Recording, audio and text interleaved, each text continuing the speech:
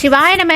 ஆன்மீக அன்பர்கள் அனைவருக்கும் நமஸ்காரம். நான் உங்கள் சக்தி பேசுகிறேன். ஆன்மீக விஞ்ஞான தேடல் காணொலியில் தொடர்ச்சியாக உபாசன தெய்வ வழிபாடு, குலதெய்வ வழிபாடு அப்படின்னு நிறைய வழிபாட்டு முறைகளை கேட்டுட்டு வந்தோம்.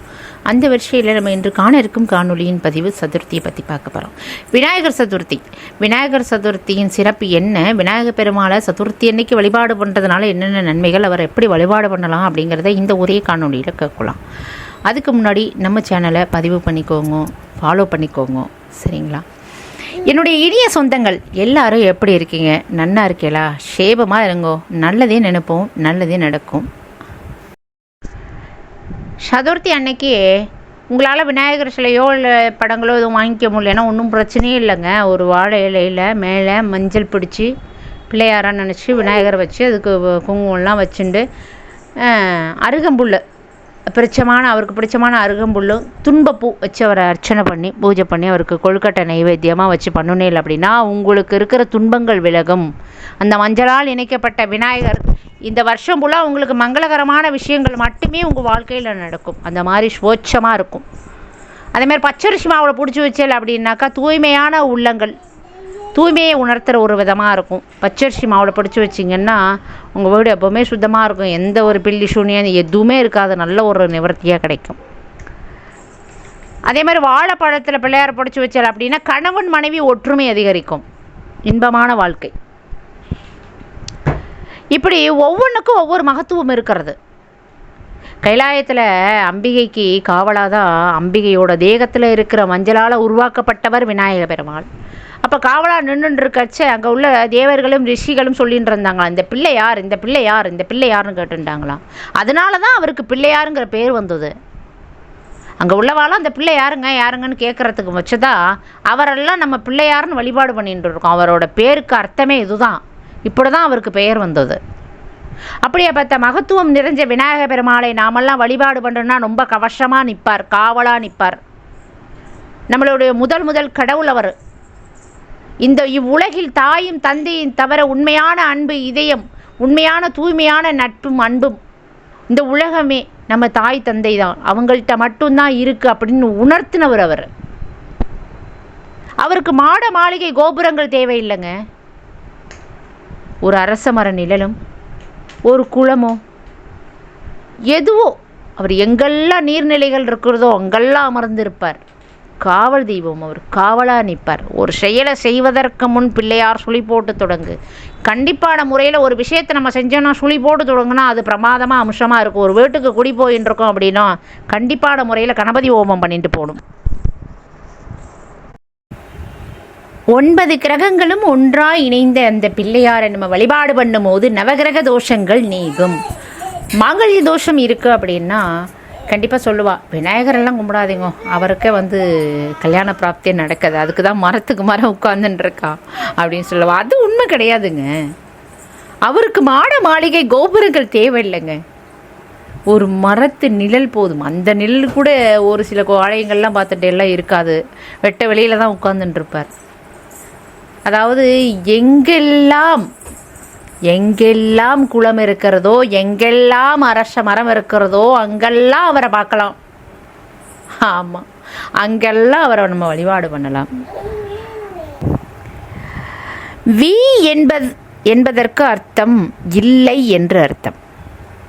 நாயகன் என்றதுக்கு அர்த்தம் தலைவன் என்று அர்த்தம். இது இரண்டும் இணைந்து விநாயக பெருமாளுக்கு மேல் ஒரு தலைவன் இல்லை அப்படி ஒன்று பொருள். இவருக்கு ரொம்ப பிரியமான அருகம்புல் அர்ச்சனை. அருகம்புல் பிரியர். அருகம்புல்லால் அர்ச்சனை பண்ணால் ரொம்ப விசேஷம். அந்த அர்ச்சனை பண்ணும்போது ஓம் அனீஸ்வராய நம, ஓம் அனீஸ்வராய நம அப்படின்னு அவரை நம்ம அழைச்சோம் அப்படின்னா அதுக்கு அர்த்தம் என்ன தெரியுமா? தனக்கு மேல் ஒரு ஈஸ்வரன் இல்லை, தனக்கு மேல் ஒரு ஈஸ்வரன் இல்லை அப்படிங்கிறதுக்கு பொருள் தான் ஓம் அனீஸ்வராய நம. இப்படி நம்ம இந்த பிள்ளையாரை வழிபாடு பண்ணும்போது நிறைய தோஷங்கள்லாம் நிவர்த்தி ஆகிறது. இப்போ சதுர்த்தி அன்னைக்கு நாங்கள் எப்படி வழிபாடு பண்ணுறது அப்படின்னா, அவர் கொழுக்கட்டை பெரியருங்க. இன்னொன்று ஒரு சந்தனம் இல்லை ஒரு மஞ்சள், ஏன்னா மஞ்சளால் உருவாக்கப்பட்டவர். அவரை ஒரு மஞ்சளை பிடிச்சி வச்சு 2 அருகம்புல் வச்சுட்டு வழிபாடு பண்ணினாலே அவருக்கு புஷ்பம் தேவையில்லை, அருகம்புல் போதும்.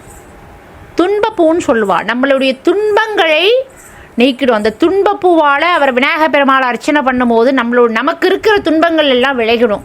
அருகம்புல் கொண்டு மஞ்சளால் பிடிச்சு வச்சு அருகம்புல் கொண்டு மாலையிட்டு அந்த துன்பப்பூங்கிற துன்பப்பூவால் நம்ம அர்ச்சனை அபிஷேகம் பண்ணுண்டோம் அப்படின்னா நமக்கு இருக்கிற இன்னல்களும் துன்பங்களும் நீங்கிடும். இவ்வுலகில் தாய் தந்தை இருவரை தவிர வேறு உலகம் இல்லை, வேறு கடவுள் இல்லை, வேறு அன்பு இல்லை அப்படின்னு உணர்த்தின முதல் கடவுள் அவர் மட்டும்தான். நம்ம உடலில் இயங்குகிற மூலாதாரமான சக்கரத்தை கணபதி அருள்வதாக இன்னும் புராணங்களில் பேசப்படுகிறது. அவளுடைய அனுகிரகம் தான் அந்த சக்கரங்கள் இயல்பதற்கு அவருடைய அனுகிரகம் தான் அப்படின்னு சொல்லிட்டு இன்னும் ஜோதிடர்களில் பேசப்படுகிறது. உண்மையான விஷயம் இது. களிமண்ணால் செய்யப்பட்ட விநாயகரை வழிபாடு பண்ணுறதுனால செல்வ செழிப்பு எல்லாமே நல்லபடியாக இருக்கும். ஒரு தொழில் பண்ணுறவாளுக்கு நல்ல தொழில் பிராப்தி எல்லாமே நல்லபடியாக நடக்கும். அது மாதிரி பசு மாட்டை சாணத்தில் செய்யப்பட்ட விநாயகருக்கு ரொம்ப கோடி புண்ணியம். பசு சாணத்தில் பிடிக்கப்பட்ட விநாயகரை வழிபாடு பண்ணுறது கோடி புண்ணியம். நல்ல பிராப்தி. அவள் வீட்டில் புத்திர விருத்தி இல்லைன்னா புத்திர விருத்தி நல்ல அதை பெரிய புண்ணிய ஸ்தலங்களுக்கு வேண்டு வந்த பிராப்தி இருக்கும். அதே மாதிரி மண்ணால் செய்யப்பட்ட விநாயகரை வழிபாடு பண்ணுறதுனால நோய் பில்லி சூனியம் இந்த மாதிரி ஏதாவது பிணிகள் இருந்ததுன்னா நீங்கிடுங்க. அது மாதிரி கருங்கல்லால் செய்யப்பட்ட விநாயகரை வழிபாடு பண்ணுறதுனால தொழில் திருப்தி நல்லாயிருக்கும். தொழில் திருப்திகரமாக இருக்கும். தொழில் பிஸ்னஸால் பிஸ்னஸால் பாதிக்கப்பட்ட வாழ்க்கைலாம் நல்ல ஒரு நிவர்த்தியாக இருக்கும் அந்த களிமண் பிள்ளையார். அதே மாதிரி விபூதி இருக்குது பாருங்க. விபூதியால் செய்யப்பட்ட விநாயகரை வழிபாடு பண்ணும் போதுனாலையோ இல்லை விபூதி அபிஷேகம் நடக்கும்போது விநாயகரை தரிசனம் பண்ணுறதுனாலையோ தீர்க்காயுஷ், நோய்கள் கிடையாது, ஆயுள் தீர்க்கம். இதுமாதிரி குங்குமத்தால் அபிஷேகம் பண்ணாலும் செய்யப்பட்ட விநாயகரை வழிபட்டாலும் கிரகதோசை செவ்வாய் தோஷம் தீரும். சந்தன பிராப்தி கிடைக்கும். செவ்வாய் தோஷம் நீங்கும். நல்ல வழிபாட்டு முறைகள், அதாவது ஒவ்வொரு அபிஷேகத்துக்கும் ஒவ்வொரு அலங்காரத்துக்கும் ஒவ்வொரு விநாயகர் ஒவ்வொரு இதுலையும் பிடிச்சு வச்சு நம்ம வழிபாடு பண்ணுறதுக்கு ஒவ்வொரு சிறப்புகள் இருக்குது. ஒரு செயல் தொடங்கும் போது நம்ம என்ன பண்ணுறோம், பிள்ளையார் சொல்லி போட்டு தான் தொடங்குறோம். பிள்ளையார் சொல்லி போட்டு செயல் எதுவும் தொடங்கு அப்படிங்கிற மாதிரி அந்த விநாயகர் பெருமாளை நம்ம தரிசனம் பண்ணினோமானால் கண்டிப்பானது நடக்கும். இந்த மாதிரி ஒரு புது வீட்டுக்கு போகிறோம், புதுமனை வீட்டுக்கு போகிறோம் அப்படின்னாக்கா கண்டிப்பான முதல்ல ஹோமம் வளர்த்துட்டு தான் போவோம் இல்லையா? அந்த ஹோமம் அப்படிங்கிறது அந்த வீடு புதுமனை விழாவுக்கு ஒரு நிவர்த்தி கொடுக்கறதே அந்த ஹோமம் தான். அந்த ஹோமம் பண்ணிட்டு போகும்போது தான் அந்த நிவர்த்தியே கிடைக்கிறது. உப்பு இருக்கு பார்த்தீங்களா, உப்புனால பிடிச்சு வச்சு விநாயகர் வழிபாடு பண்ணுறது ரொம்ப சிறப்பான விஷயம். ஆமாம், உப்பிட்டவரை உள்ளளவு நினை அப்படிங்கிற மாதிரி உப்பால் பிடிச்சி வச்ச விநாயகரை வழிபாடு பண்ணுறது ரொம்ப சிறப்பு. உங்களுக்கு யார் கடுதல் பண்ணாலும் சரி, தீம்பு பண்ணாலும் சரி, அது அவங்களே திரும்ப போய் சேர்ந்துடும். அப்படின்னா நிறைய இருக்குது, சொல்லிகிட்டே போகலாம். இந்த தெய்வத்தை இப்படி தான் வழிபாடு பண்ணணும், இந்த விதத்தில் பண்ணும்போது இந்த விநாயகருக்கு சிறப்பு இருக்கிறது அப்படின்னு நிறைய சொல்லிட்டு போகலாம். நிறைய இருக்கிறது.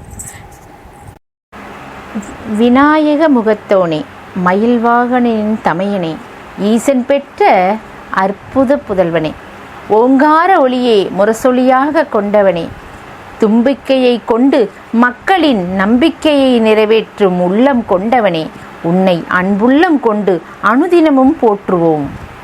அப்படிங்கிற விதமாக நம்ம கணபதிக்கு நம்ம செய்ய வேண்டிய பூஜை புனஸ்காரங்களை அந்த சதுர்த்தி அன்னைக்கு நம்ம செஞ்சோமானால் நல்ல ஒரு சுபத்தையே நமக்கு அவர் கொடுப்பார்.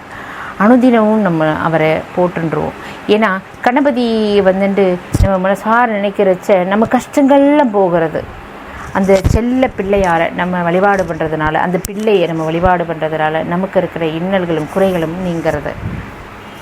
விநாயகரை நாமையே ஜலத்தில் கரைக்கிறோம், தண்ணியில் கரைக்கிறோம் அப்படிங்கிற ஒரு இது தெரியாதவாளுக்கு தெரிஞ்சிருக்கும். தெரியாதவாளுக்கு சொல்கிறேன், நல்லா கேட்டுக்கோங்க. ஆடி பெருக்கன்னைக்கு ஆற்றில் தண்ணி அலறடிச்சுட்டு வரும். அப்போ நம்ம காவேரியை போட்டுற விதமாக தான் ஆடி பெருக்கன்னைக்கு நாமெல்லாம் பூஜை செஞ்சுட்டுருக்கோம்.